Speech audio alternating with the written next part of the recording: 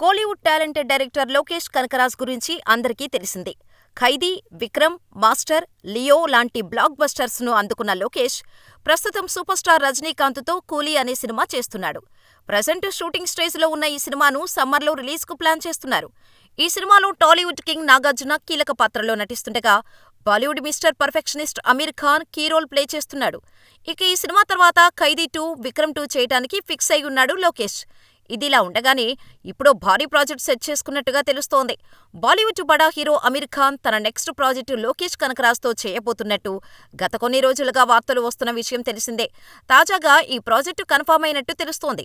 త్వరలోనే ఈ ప్రాజెక్టుకు సంబంధించిన అధికారిక ప్రకటనతో పాటు మిగతా వివరాలను వెల్లడించనున్నట్టు సమాచారం. అంతేకాదు, ఈ ప్రాజెక్టుకి 'మాయావి' అనే టైటిల్ కూడా అనుకుంటున్నారట. సూపర్ ఫ్యాంటసీగా రానున్న ఈ సినిమాలో అమీర్ సూపర్ హీరో పాత్రలో నటించనున్నట్టుగా సమాచారం.